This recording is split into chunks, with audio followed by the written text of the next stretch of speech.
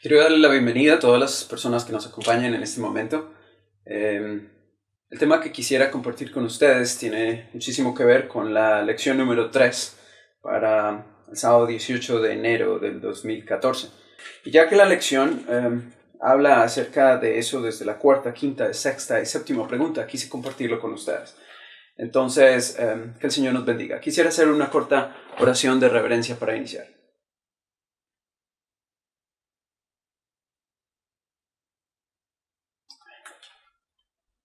Para entender el tema de las bodas del Cordero, debemos comprender algunas costumbres judías y en especial manera ciertas costumbres que se realizaban antiguamente, ya que para entender el tema, muchas veces desde nuestro punto de vista actual, como que nos cuesta mucho el por qué ciertos términos se utilizan, por qué la Biblia utiliza ciertos términos.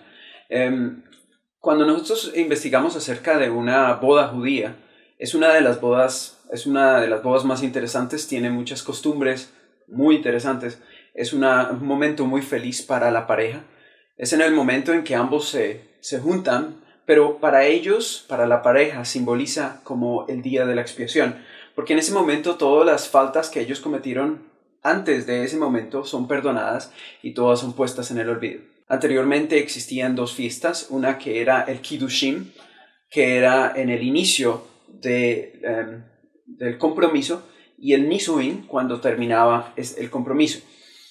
En el momento del Kiddushin, el joven venía, visitaba a los padres de la chica, se realizaba una fiesta y se firmaba un papel, un contrato en el que ambos se comprometían para estar juntos. Es lo mismo que nosotros encontramos en la Biblia con el hecho de José, que él estaba comprometido con María, y ese compromiso era tal que era como si ya estuviesen casados. Por esa razón en la Biblia encontramos que él no quería deshonrarla y quería huir sin que nadie supiera, porque ella se encontraba embarazada y no sabía que esto venía del Espíritu Santo.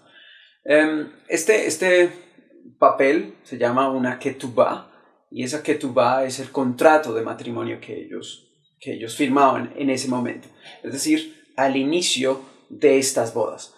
Las bodas entonces iniciaban con esta ceremonia que se llamaba Kiddushin y después concluían, después de un año, con el Nisuin. Durante cada una de estas fiestas había un año, y durante este tiempo los jóvenes no podían verse solos, no podían siempre tenían que estar acompañados por alguien. Y era un momento para encontrarse, para conocerse, para averiguar más el uno del otro y saber que sí era la persona con que se quería pasar el resto de sus vidas. Eso entonces llevaba a que ellos pudieran conocerse más y era un momento para averiguar todo acerca de la otra persona. Cuando finalmente llegaba el momento de firmar y de concluir, se realizaba una mikvah o un baño tradicional, y la joven se sumergía completamente en el agua, y de esa manera había un limpiamiento, una purificación ritual. Al terminar el año se realizaba la gran boda, la fiesta llamada Nisuin. Se realizaba en un palio nupcial, inclusive hasta el día de hoy. Se llama Jupá en hebreo. Y esto eran solamente los 4 parales, muy bien adornados, y las 4, no era cerrado obviamente como las tiendas, pero representaba las tiendas de Abraham, que siempre debían estar abiertas para todo tipo de personas que llegaran, porque el objetivo es aprender de la hospitalidad de Abraham, que siempre la pareja está abierta para todas las personas que llegan a visitarlos. Cuando el joven hacía un compromiso con la chica, él debía hacer su mejor ofrecimiento, un ofrecimiento financiero. Además de eso, en ese momento se firmaba un contrato, como decíamos ahora, y en el momento entonces se tomaba cuando el padre de la joven aceptaba que ella se casara con él, ella también debía aceptarlo. Eso también lo encontramos en la Biblia en el caso de Rebeca, como Rebeca está dispuesta a casarse con Isaac. Y lo que nos damos cuenta es que en la costumbre judía y en la Biblia nunca encontramos que la mujer sea menor, o que se pisotee, o que otras personas decidan por ella, o que los padres la casen sin que ella estuviese de acuerdo.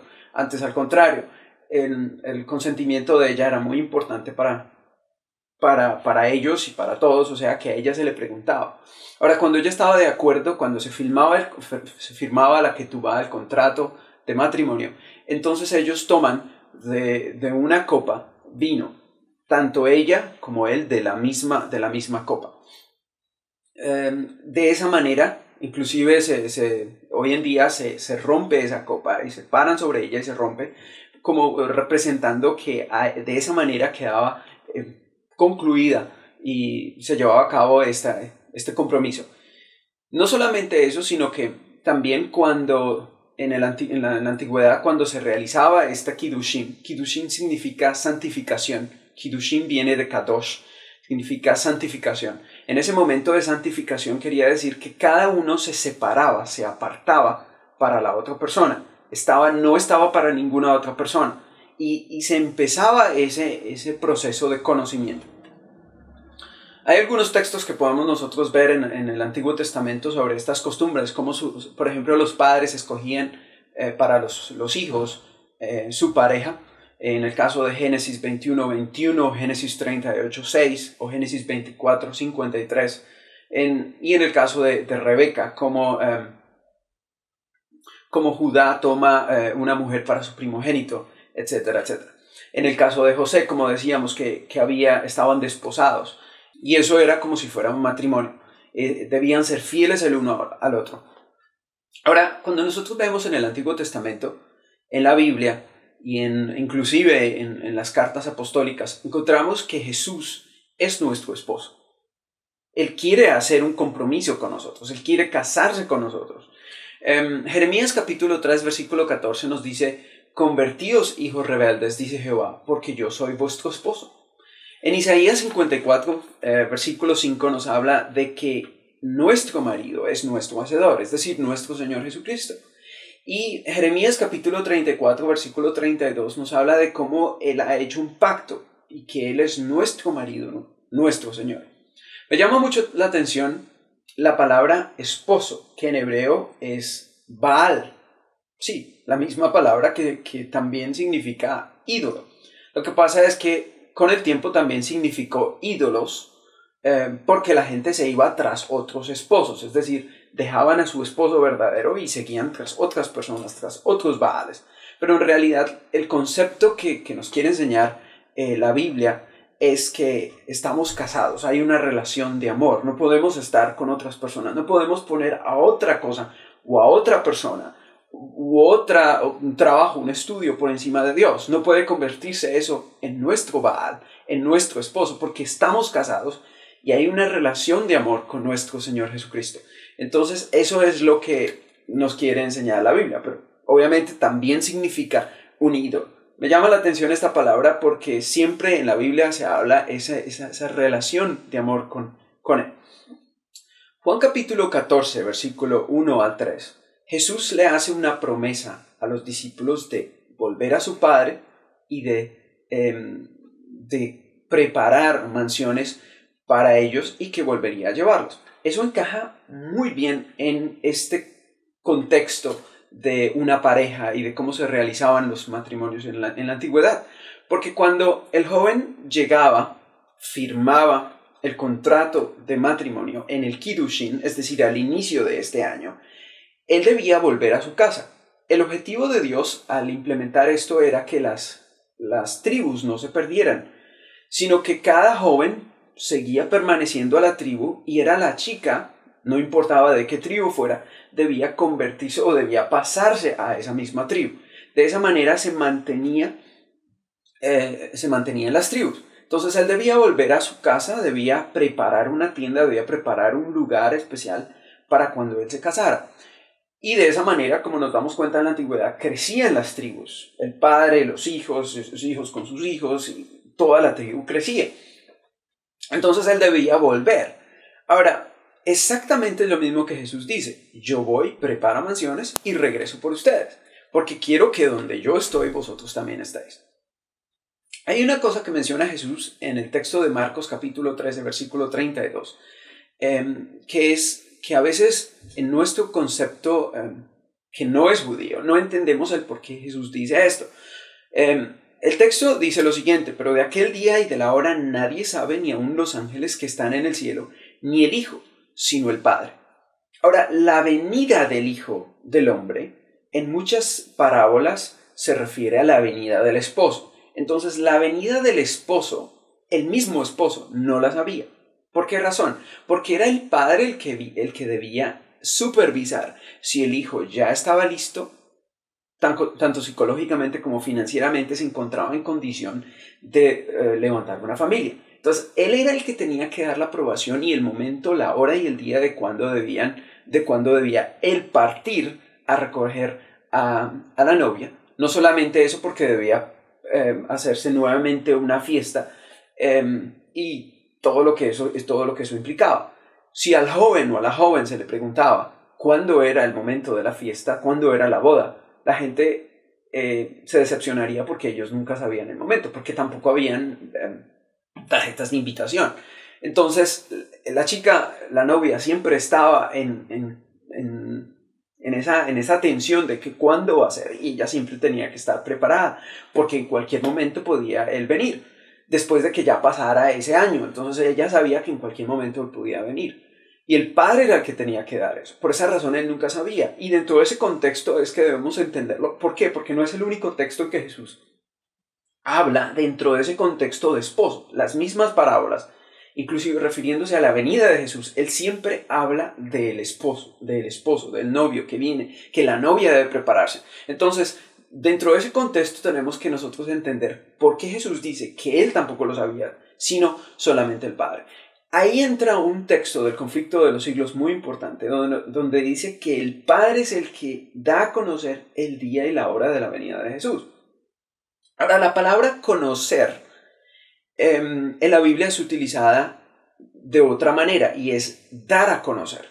El apóstol Pablo, en 1 Corintios capítulo 2, versículo 2, dice: porque no me propuse saber algo entre vosotros, sino a Jesucristo y a este crucificado. El texto no es que Pablo no quería saber nada, sino solamente sobre ese tema, sino que él se había propuesto no dar a conocer ninguna otra cosa, sino solamente a Jesús crucificado. La palabra saber y conocer aquí está dando otra connotación, y esto es dar a conocer.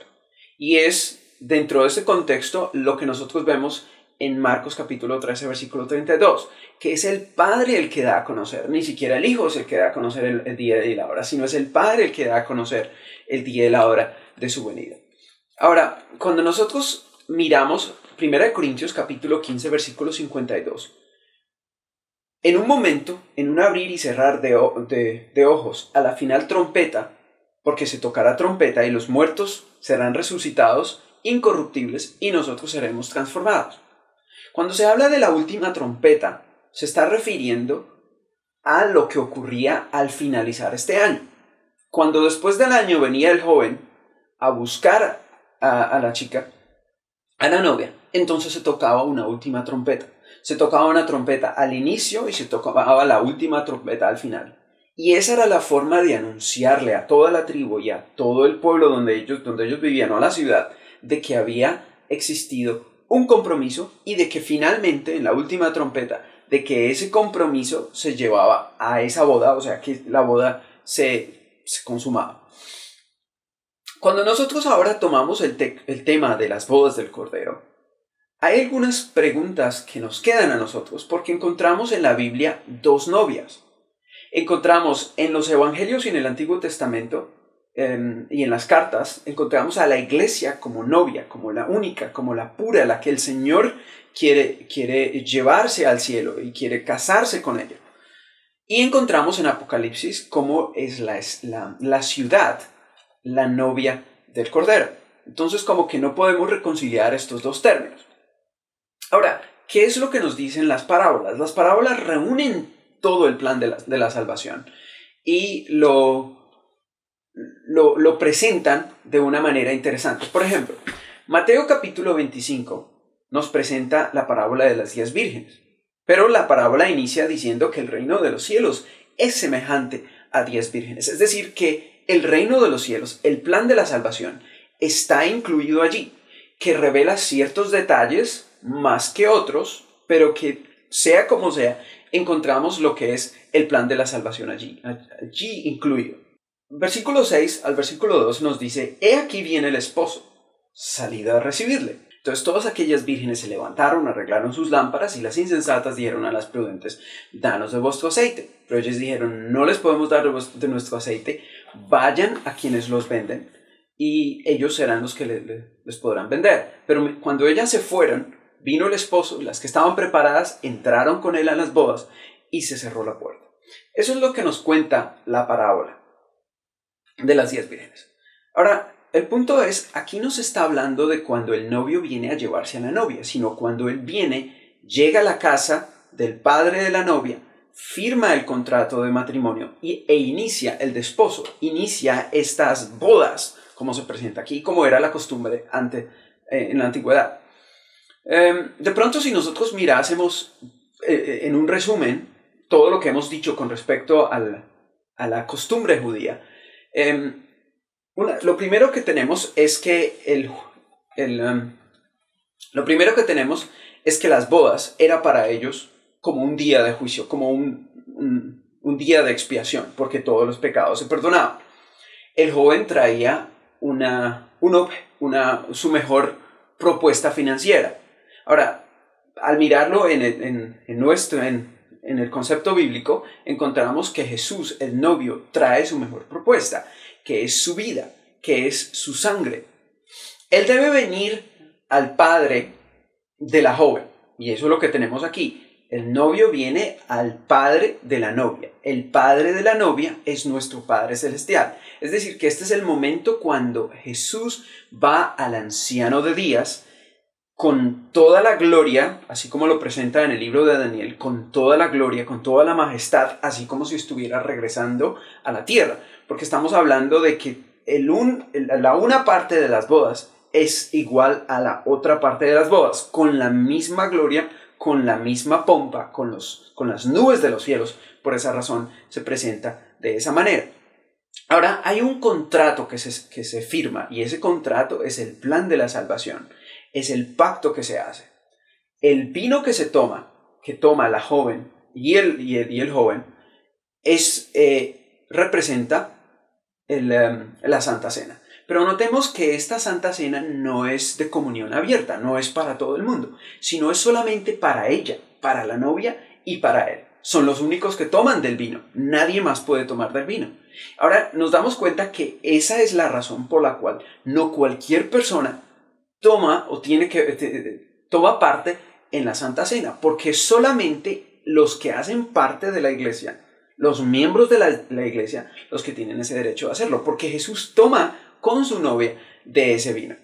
Hay una mikvah, es decir, hay un bautismo, hay un baño ritual en que la novia se sumerge, y ese es el bautismo que tenemos nosotros, que antes de que una persona sea miembro debe bautizarse, y de ahí en adelante hace parte del cuerpo de Cristo.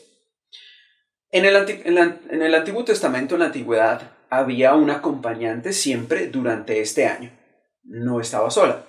Lo mismo tenemos nosotros al Espíritu Santo, que se encuentra con nosotros, acompañándonos durante este tiempo. Y eso nos hace ver de que no es la misma persona.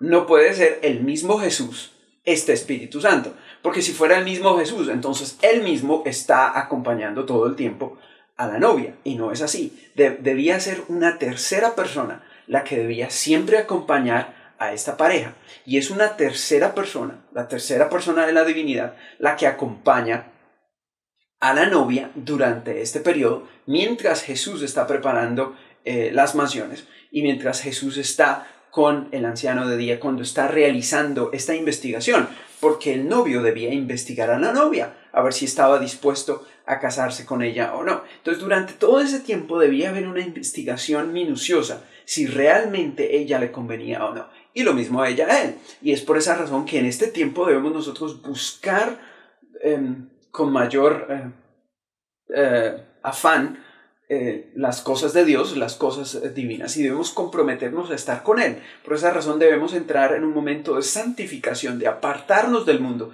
y estar con nuestro Señor Jesucristo.